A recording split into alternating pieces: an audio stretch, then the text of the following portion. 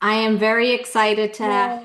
have this conversation. I'm going to pin you on here so that we can see you.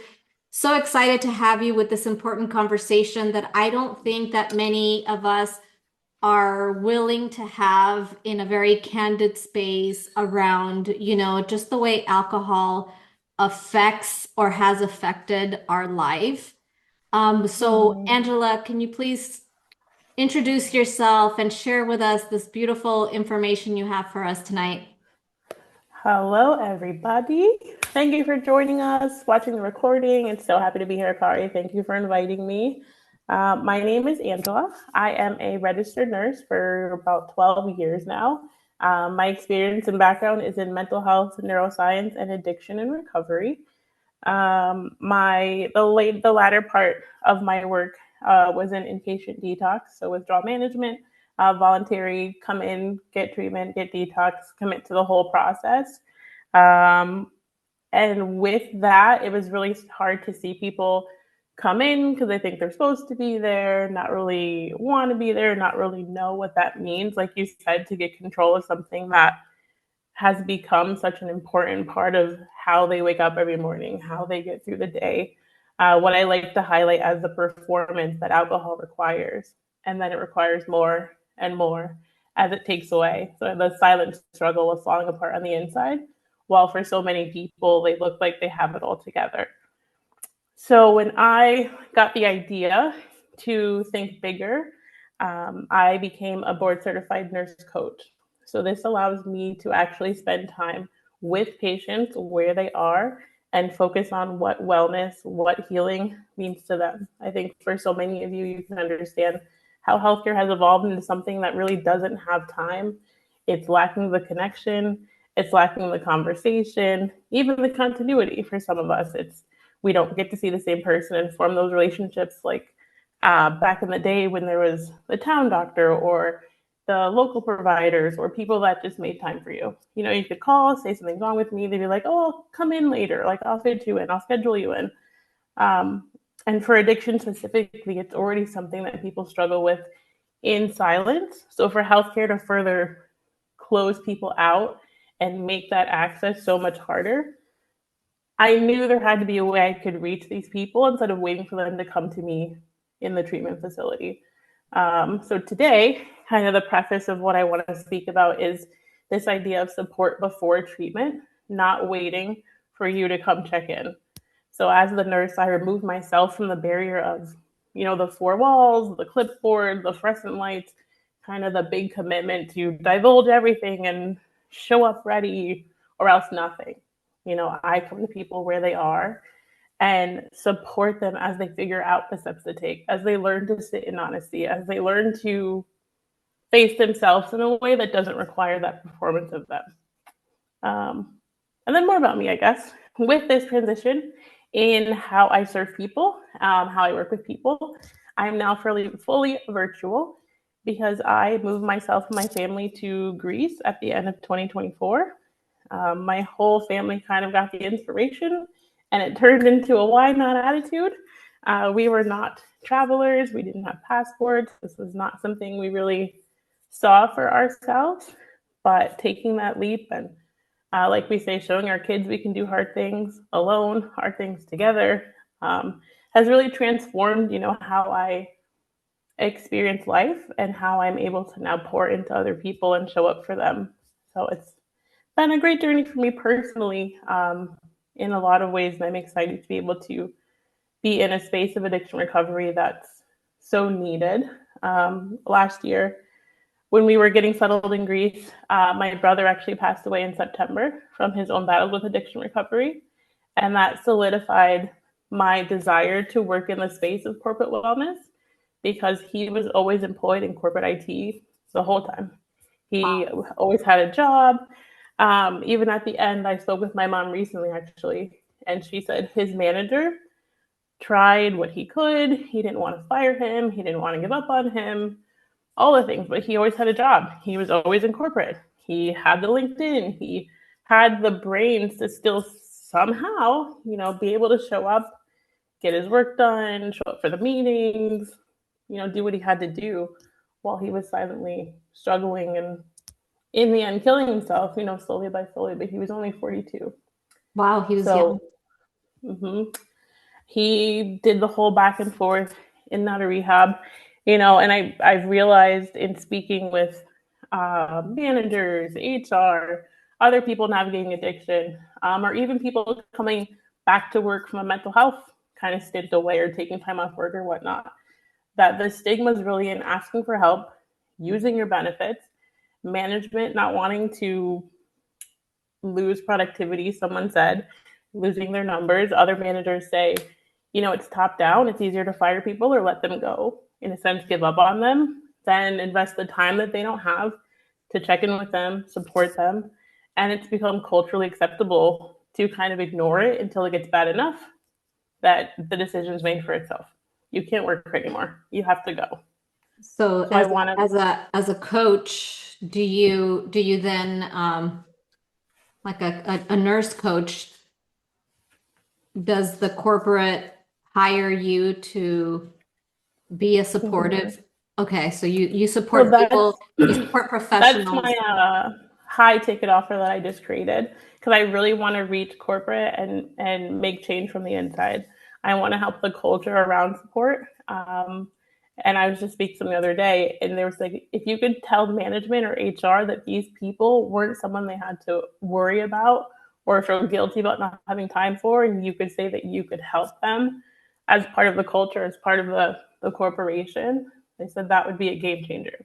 So I want to show up for that clearly bridge in the system of, they have EAP, you can get your 5 to 8 free sessions, and then it's hope it works out, stick with it.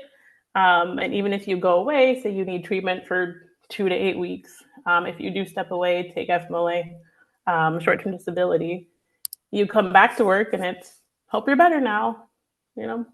So I want to be the person that can be the resource on both sides of that, hoping to slowly reach more people before it becomes something that has taken options away from them rather than given options to them. I have another question for you. So how often, in your opinion, does someone really step into that like support space? Like you have people who understand that they need support, but they don't even know what that looks Mm-hmm. like, feels like. Um, do you see proactivity happening, or do you see a mix, or do you see people who kind of are confused whether or not they need it? Mm-hmm. I love that question because I think for a lot of people who even begin to navigate, I think I need help, it's go to an AA meeting or get a therapist or go see your doctor. Maybe there's medication. And for a lot of that, AA is, you're pretty out there. You have to go stand in front of a lot of people and say things, own things that don't really make sense for you. Like, where's the support and even understanding who you are, showing up in the space of saying, I need help, this is who I am. And then medication, like we don't even go to the doctor for regular checkups. Foot injuries, like, oh, I think I have a cough. Like, I've had this cough for 6 months. So even that pinnacle of, oh, I have to make a doctor's appointment to hypothetically talk about something I think is wrong with me, and then hope people take me seriously and hope I get a plan from that. So that's not really a realistic place to start without support.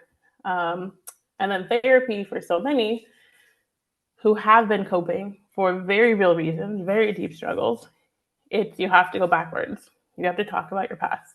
You have to dive into the sad, the emotional, and that's hard too. Like most people don't want to jump right into those feelings. So they avoid. If those are the only resources that people are really aware of, I want to meet them a step before. Like let me sit with you while we navigate because So so what I hear you say is like you're the middle person mhm, between AA and a therapist. Uh, do you still make the connection between their traumas and their lack of safety and connection that has led them to this addiction? Like, is there any awareness around the root cause of it, or do you avoid it until they're ready and you send them to therapy? so twofold, but I love how you put that. I want to be the bridge because nursing was meant to prevent illness, connect to resources, and support through whatever you're going through. So ultimately, yes, my goal is to connect them to resources by choice. Get them to the point where they're like, I'm ready to go to therapy. I feel like I can face these things. Mhm. I've done these tiny steps working with you, Angela, for 3 6 months. I think I'm ready to integrate other options, because if they go to these resources and they have no idea how to, I think I wrote down, if they're not in a place to accept them and then navigate their way through them, these resources are just going to be things they show up for, perform through, and then don't commit to, stop going back to. So I want to change that narrative of these are resources that you can choose for yourself, not the only option, and you have to do this kind of way that it's made to feel when you finally say I need help. Yeah, that's interesting. I like that. I like that because I don't think everyone's always ready to really, go after the Mm-hmm. monsters under the bed. It's a Mm-hmm. scary place to be, which is what kind of drives the addiction to begin with, right? Yep.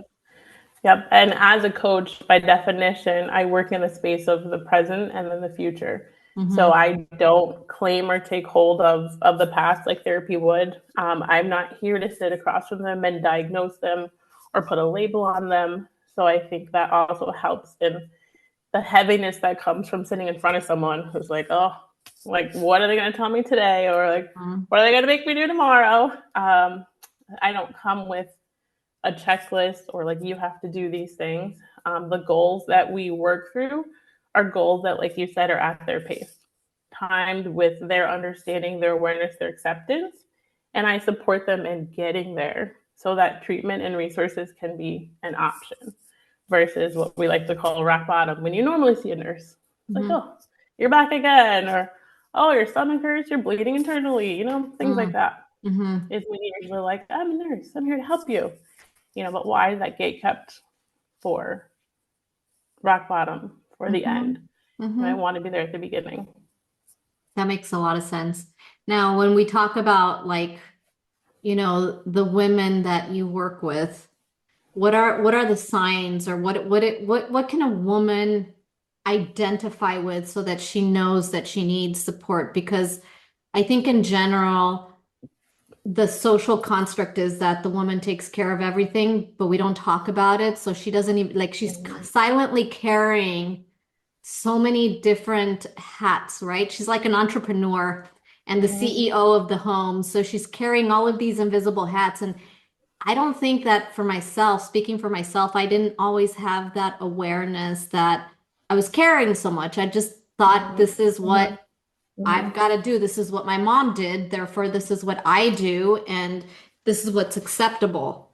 So is Yep. there a fine point where a woman can kind of identify, yeah, I'm leaning into alcohol, or is there a sign where because I don't know if she can even say that to herself. Mm-hmm.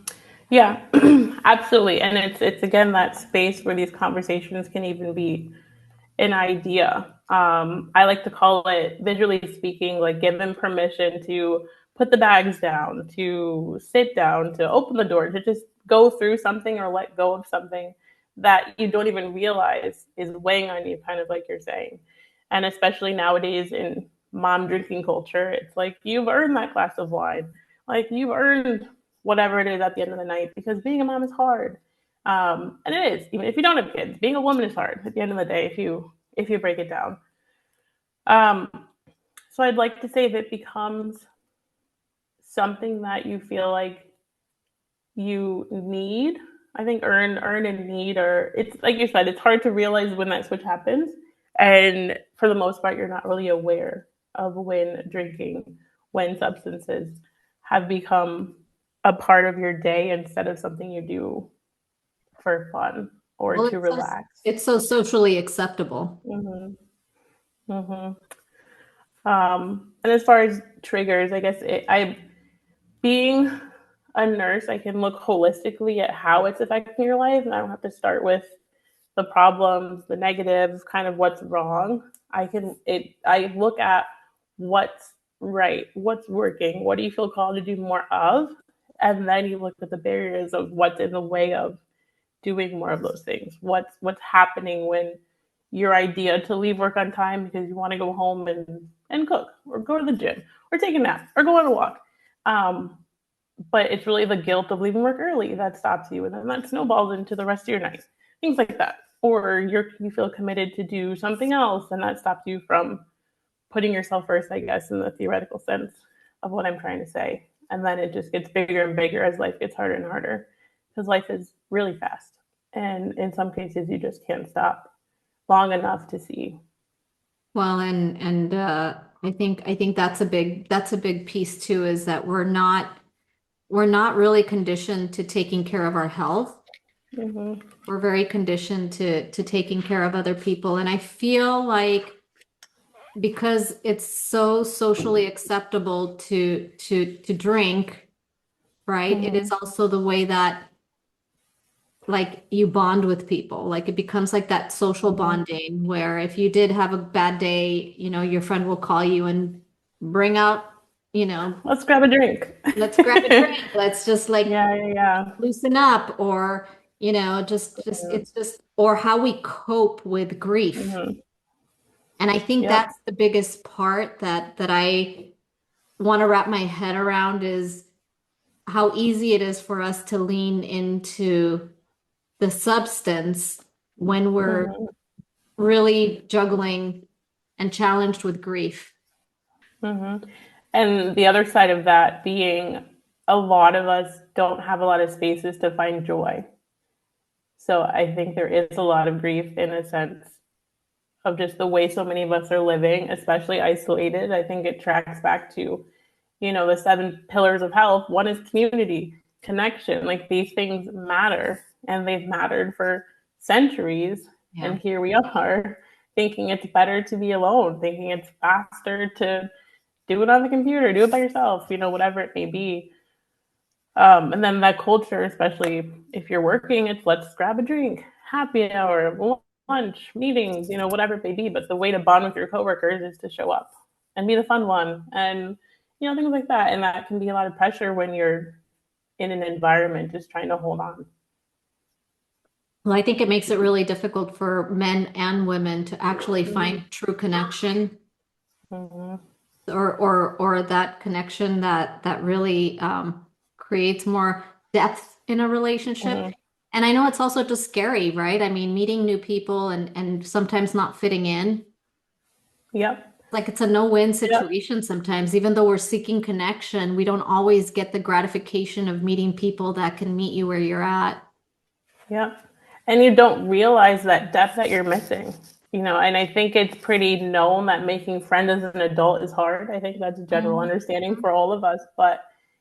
And I think there's the worry because people are busy. You're like, I'm going to go meet this cool person and I'm not going to see them again 2 weeks, three Right. weeks, next month. Like, let's get together. It's kind of what you say to people. And then it's, Well, there's no oh, commitment, geez. right? There's no Yeah. commitment and there's Yeah. no risk of Yeah. getting hurt because you meet them for an hour, 2 hours, Mm-hmm. and then tell them your life story and then you move Yep. on. And you're like, that was fun. Yeah, exactly. It's that consistency in showing up and actually saying, this is what I want, this is how I want to feel, this is who I want to be. And even saying this is what I need is huge for a majority of us. I know when I left, I was so being a nurse, there's obviously a lot of what we call trauma bonding, trauma experiences, kind of stuff you power through just to keep going. So when I left the bedside, I moved here. I was like, oh, it's going to be so great to not have to take care of anybody and just focus on myself, my family. It's going to be wonderful. But what I slowly started to realize is that was a lot of trauma bonding. Like my best friends were my coworkers. And that was just how I was used to feeling and engaging with people. Because we need each other, like for safety, for security, for patient safety, all the things. We need each other. And that was how my nervous system is used to feeling. So coming here, did I know I, something different I needed? Sure, but I couldn't have put into words how I ended up feeling when I was able to reconnect with myself, my family, actually make friends with people I see pretty much on a daily basis if I want to, weekly basis. It's let's grab coffee, let's go right now, not I'll text you, we'll see. Um, so having lived that, I think allows me to support people in saying, you actually need this. You're allowed to say you want this. Seeking what you feel like is out there for you is actually a good thing. Like that doesn't make you crazy. But to Mhm. a lot of us, it's like you said, why change it? We're supposed to do this way. We're supposed to feel this way. You know, like you said, your mom did this, so I did this. Yeah, Breaking that. have you found that every generation's a little different? I mean, I feel like my Mm-hmm. generation was definitely the kind of generation that was, at least in my family, it wasn't encouraged for us to seek friendship outside of the home because that's why I had siblings. Mm-hmm. And so, and so I feel like it really limited my understanding of an expansion of my social circle, right? Mm-hmm. And so I feel like personally for me again, like I have a really hard time making close friendships because it just and what's really funny is that my siblings, there's five of us, and all five of us are very introverted that way. Mm-hmm. Yep, absolutely, 100%. It's ingrained and a part of who we become to identify as. You know, and for a lot of people, family, siblings, maybe they're not so great. Maybe they're not really your best friends. Maybe they're not the one you choose to stick around for. But there's that commitment to family is forever, and you know your siblings are all you have, and you have to be here and do this. So when you ask people to step into what they want, if that looks like stepping away from things that they have, that's where they stay. So I'm really curious to ask Valerie how it is that she raised her daughters. Valerie, like, did you raise your daughters to be siblings and friends, or did you allow them to go outside of the family unit to meet friends They always been outside. outside? Mm. I was a Girl Scout leader. Mm, Oh. Janae got her gold. Shayna actually could have gotten her gold. She had the silver, but had everything except for the project. And she says, do I really need to do that? I said, no, you don't. But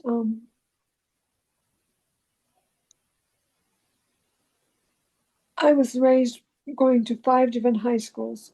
So even though I don't, I was not able to get close to people because then I was going to leave them. yeah. And Mhm. Mhm. when Janae said, I wish I had friends like you, I said, oh, Janae, don't do that. Because all I have is associates, people that I know that I don't, not really close to, but you have real friends. Hmm. Mhm. Mhm. That is so sweet. Thank you, Valerie. That is so important. I think you Mhm. that speaks volumes of, just the way your daughters are out in the world. And I think it's important. I think it's important to understand that. And, the same way with my daughter. My daughter makes friends like so easily. It's wild. It's wild to me to Same. open like she is to just Mhm. allowing people into her space where I'm so much more hyper vigilant about who is in my space. Like Mhm. I don't want anyone around me. And I think a lot of it is conditioning, and just like Mhm. Valerie having, friends in and out, people coming in and out, there's no safety. And so I'm wondering, Valerie, did you ever struggle with alcohol? No, Oh, that's amazing. my mother's father and her grandfather were alcoholics, so my mother's um, codependent, and Mhm. all the things that people who were around alcoholics have, she did. My brother, Wow. Mhm. my brother's an alcoholic. That Mhm. makes total sense. That makes total sense. I love that. Yeah. Yeah. So I can relate to that. What do you think, Yeah. Em? I'm kind of Yeah, definitely. Go ahead.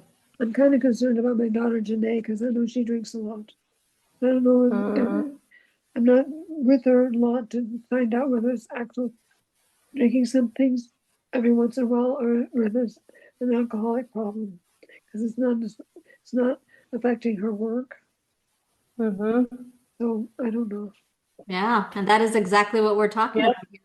That is Yep. exactly what we're talking about here. Yeah, the ability to function through it all, so then you don't see it as a problem, or it's just the waiting. Like, oh, it's not a big deal. I can quit if I want to. Like, I'll like, later. Life's stressful. Life's hard. Or it's like, oh, after I get a new job, or after the baby grows up or after I move or after whatever it is. So I even wrote down my paper this whole myth of being ready. Readiness isn't something you wake up one day and decide, I'm ready to do this. It's the little actions that get you there by starting and becoming. Um, and back to healthcare. Healthcare makes you feel like you have to be sick enough or bad enough or worse enough to warrant their acknowledgement, their awareness, their belief, even. And if you're not that bad, it's like, oh, you're still working, you're still sleeping, you still have a relationship. Just go to a meeting or find a therapist, try harder, go to bed early, go see sunlight, all important things. But it's just kind of they push you off until it gets to a point where they can start checking boxes like, oh, you have this now, you have this now, you have this now. And then they want to help you or try to help you. Yeah, that makes sense. About 5 years ago, I found out about Celebrate Recovery, which is a 12-step Christ-centered 12-step program for all issues. Doesn't just do with alcohol and drug addiction. I joined it for grief and loss. And we have a dinner so people can eat and talk to each other. Then we have a large group. One is testimony, and then the next week it'd be a lesson type of thing. And then we go to small groups. There's 3 smaller groups for each. Men and women are different groups. 3 different, like this, from trauma, one for mixed groups and mixed issues, and the other one's for alcohol and drug addiction. And I think it's very helpful because they can talk, but you're not allowed to interrupt them. We listen to them. People can talk without being interrupted. And we can't try to solve their problem because that's not our job. Nice. And I'm glad I did it, because having done that, I was ready to have to, when my brother died 2 years ago, and I had to say, take the tube out. That is so nice. It is so nice to have that support, and it's nice that it sounds like it's really broad, so you get to understand a lot of different topics that are not spoken or shared or discussed in our mainstream life. And like you were talking about, the alcohol and the other drugs have something else that causes them to do that. With Celebrate Recovery, they finally figure out what that is. Yeah. Yeah, they get curious. And I love that what you said, there's so much power in simply listening.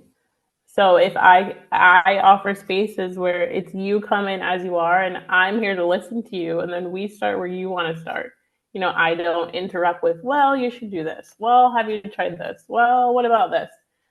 There's so much power in simply listening to someone and let them speak their truth, speak into their truth, speak about their truth in a way that then empowers, right? We're not in a lot of spaces where we get to speak openly and without interruption and not feel like we're wasting someone's time or they don't really care. That's what closes us off at the end of the day. Yeah, no, I agree. So, Angela, what do you feel like you work with best? Is if a woman comes to you, do you have a sort of like a framework of sorts that you can help her to establish? Not a 12-step program. I mean, I'm not a really big fan of that, but like, do you have a framework that helps her walk through these different spaces so that she feels completion? Yes. I don't have preconceived steps of my own. I think as a coach, it's important that I understand someone's readiness. So there's different steps to take depending on where someone is in their readiness. So most importantly is the conversation when we start to gauge what their roadblocks are, what they think is stopping them, what they keep saying, maybe subconsciously that looks like it's actually stopping them, and talking through the barriers to then create a sense of possibility, right? If we need to believe that we can make these changes, do these things, and see it in a way that makes sense to us, right? I could tell them what their life should look like, what it's gonna look like if they just do X, Y, Z. But until that picture is painted on their own for themselves and they have those intrinsic reasons to grab hold of, Mm-hmm. then we can start taking the one step. And with the one step or the one thing they commit to doing for that 1 week, they show up and say, wow, like I did that one thing and it actually made a difference. Then they go, huh, like what else can I start to change and do, adapt, listen to, say no to, say yes to get me to a place where I then can feel like I can conquer bigger things, different things, and start showing up differently. So absolutely, there's a way to get there, and through coaching, listening, questioning, supporting, because I have to allow them to, like I said, be on their own timeline and in their own awareness and autonomy. If their goal, I push them in a sense of making goals that I know will move them forward, Mm-hmm. but I'm not here to suggest, like, instead of that, I don't think that's going to work because I have to also be there when they show up and say, I yeah, I truly had agree. a rough week. I tried this, it didn't work. Yeah. Right. What are your top challenges when you're working with someone, especially virtually these days where you don't really get a chance to see someone face to face? Well, initially it was, like you said, technical things, but for the most part, my Wi-Fi is pretty okay. But also, too, I think working in mental health addiction recovery, I'm used to boundaries. Like when you work in those spaces, you're not supposed to sit on the bed next to patients. You're not supposed to, really put your hands on them without consent or things like that. Nursing's not always like, let me hold your hand and let me touch your shoulder and like give you a hug. Like it is in some sense of nursing support. So that distance hasn't really been a challenge. I've always been able to connect in conversation, Mm-hmm. and support and things like that. But it's on the other end. It's having someone commit to sitting in front of a screen, not knowing where the hell they feel about telehealth or virtual, or if they're able to be in a space without distractions. Because some people need the ability to go to another place Right, to be able to get away. right. Um, so that's probably the only barrier because I hope and I can say, for the next 60 minutes, we're going to turn our phones off. We're going to get in a place where we can be undistracted, all those things. For the most part, it Mm-hmm. happens, but real life, Happens to. yeah, yeah, yeah, yeah. What else do you want to Um, tell us, Angela, that you so think? we've actually flowed really well with, I guess, what I was hoping to bring up in this conversation. I had three topics. The first one was the myth of readiness, which we already talked about, how healthcare kind of convinces us we're not ready enough, we can't be ready, things like that. We already talked about. The next one I had in here was surface barriers versus deeper barriers, which I think Valerie touched on a little already as well.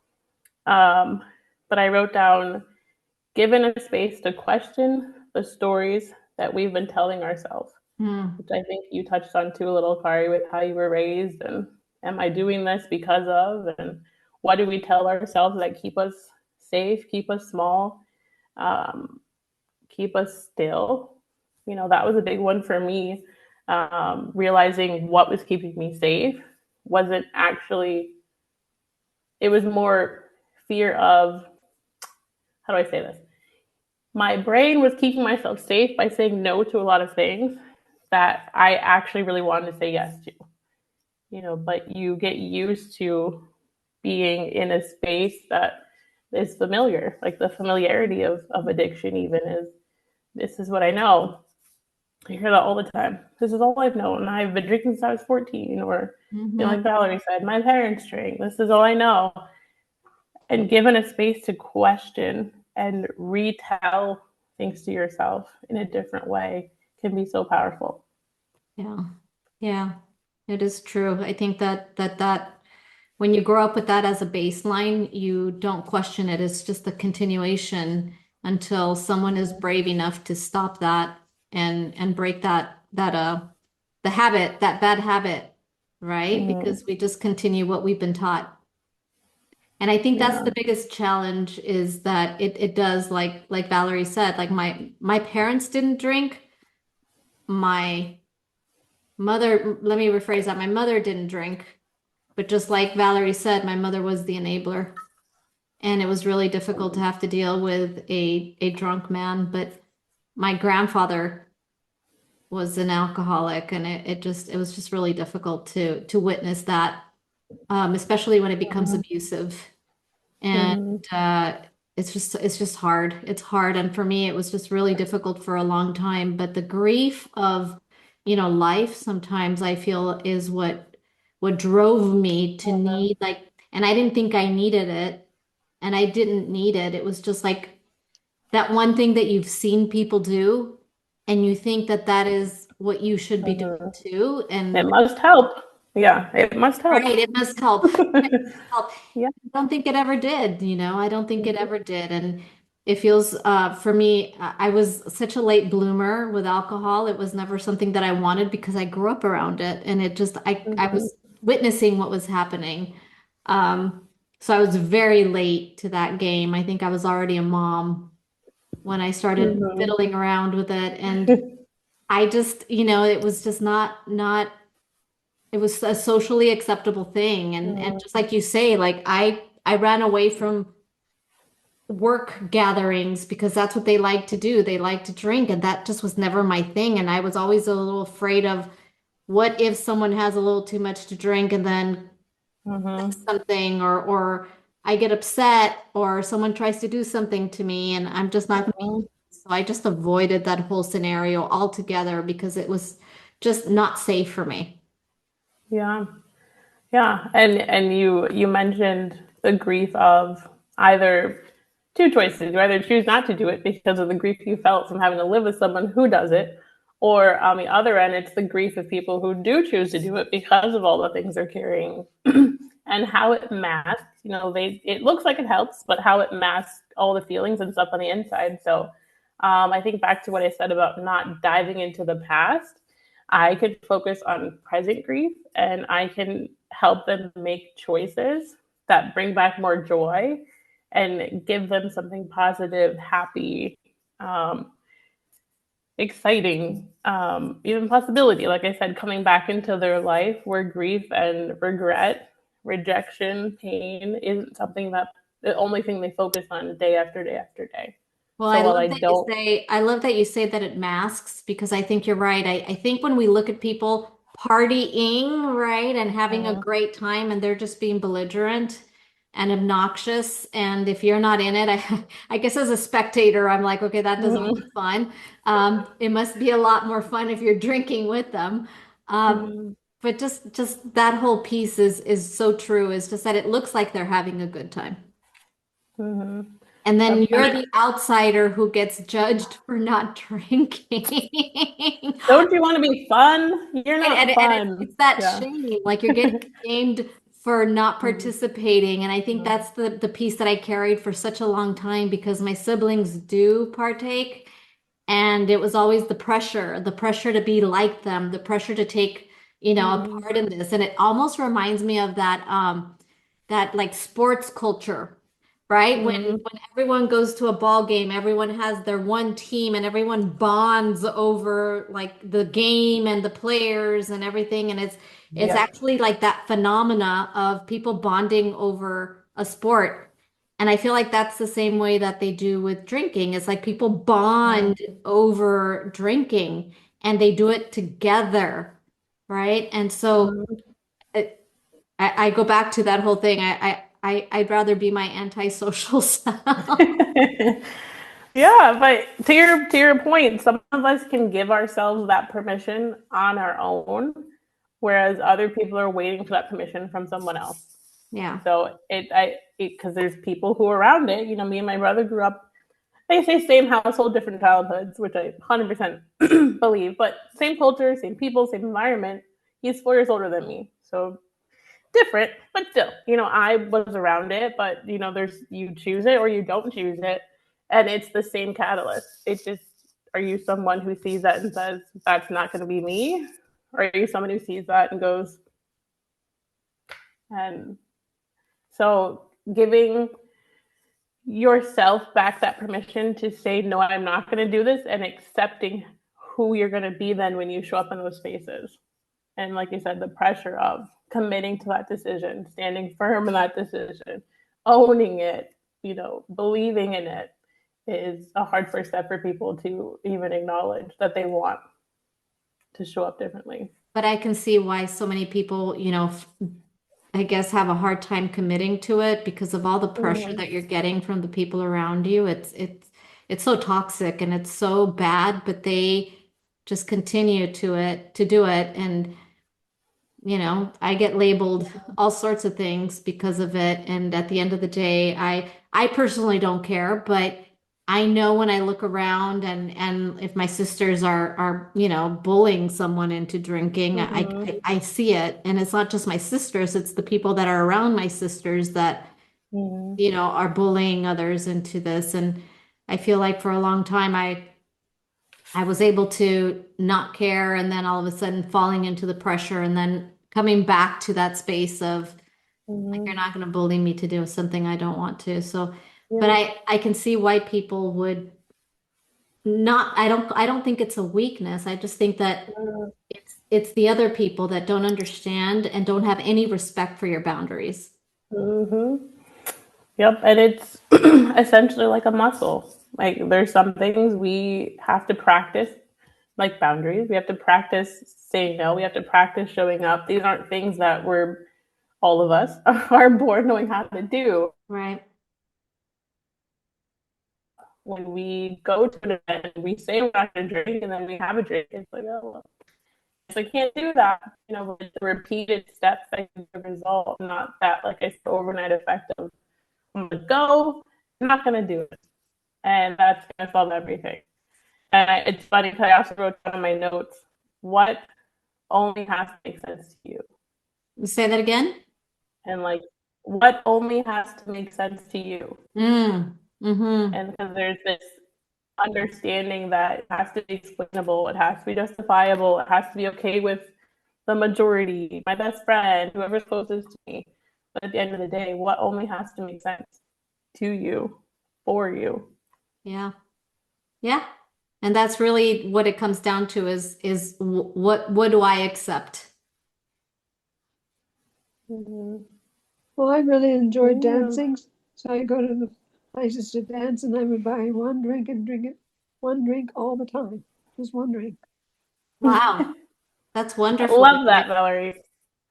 And so they saw me with a drink, so they didn't know whether there's one drink or two drinks or three drinks. There's one drink. Those are strong boundaries, my friend. Yeah. Strong boundaries. Keep adding ice cubes. Yeah. And I always say if I have a port that I bought before I went to Tucson 2 years ago that I would like to share with somebody. But most of my friends are alcoholics that are not practicing, so and I don't want to open it up because I only drink a little bit at a time. And I don't know how to put the cork back. So I haven't opened it yet. that's so sweet. I want to see that t-shirt. What t-shirt? Did you say t-shirt or what did you say that you wore? Oh, She has a bottle of port that she's waiting to share with the bottle someone. of port. Sorry, I misunderstood that. Nice. You need a friend. Yeah. That's so funny. Anything else, Angela, that we didn't touch that you want to? The third and final thing I wrote down to kind of close the conversation is just this new model of support that we've already been touching on and circling around.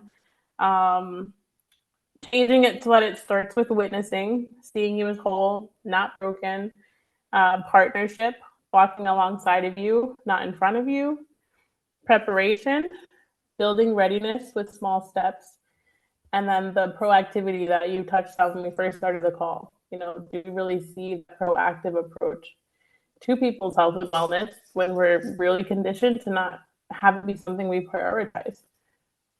So I'm I, as the coach and the nurse coach, the space I work in now, am really working on changing what support looks like and not having that be something that is earned.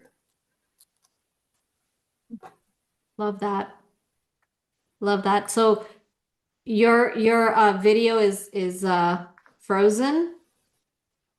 Frozen. Oh no, I was doing so well. I know I'm it so gave you sorry. time limits. Rude. I have been almost an hour since I've turned it on. It's Um, it's well, a, let it's me know if it fixes itself. it's on a time limit for you. Wow. So Well, I want to close this, Angela, by thanking you for giving us an opportunity to have a conversation that isn't always the conversation that's comfortable to be had, or that we give ourselves permission to share because of the shame that we sometimes carry. And it's not always even our shame, right? It's all sometimes someone else's shame that we tend to carry for them. So this is such an important conversation. I will be sending out the replay and with your information and anything else that you want me to give to everyone. I don't know if you have anything else that I you'd would. like to say. No, I would love and appreciate that and grateful for the time. I'm here for anyone who has been listening and feels like a different kind of support could help shift their reality. And they want to experience being in a space like this with me. We could meet, no obligation, for free. Just come and really understand what this different kind of space is that I'm providing. I'd be happy to sit in it with you. Thank you. I think it's important. And we will be having Wild Woman Wednesday in 2 weeks. I have a human design summit on Saturday that I will be sending a link for.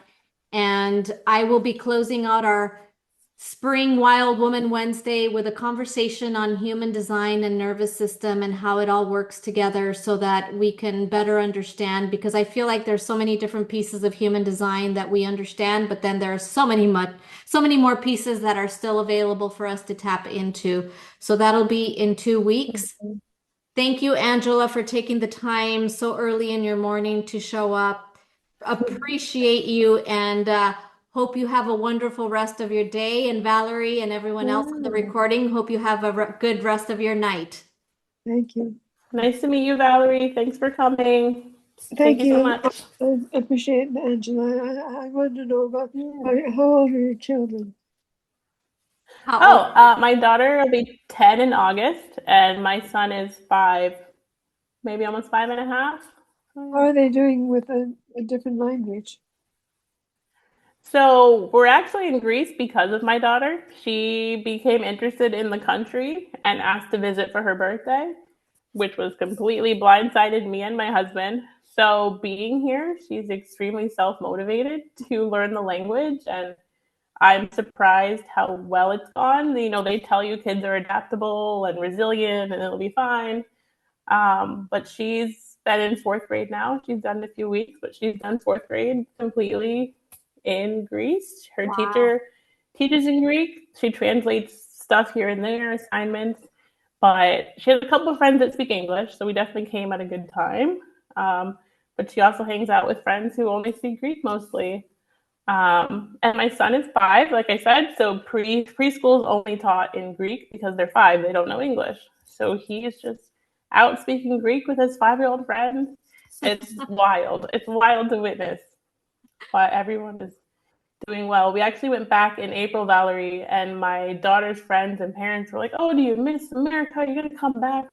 And she was like, "No, we're not coming back. We're not staying here." I'm like, "Well, you heard it first, folks. I'm not twisting her arm." She's as happy here as I could have never imagined. Like I said, I've been surprised with how this move has really changed us. That's beautiful. Mm-hmm. That's Thank very you. beautiful. I love it. Thank you, Angela. Thank you, Valerie. And I will see you guys in 2 weeks. Bye. All Thank you. Bye. right, bye.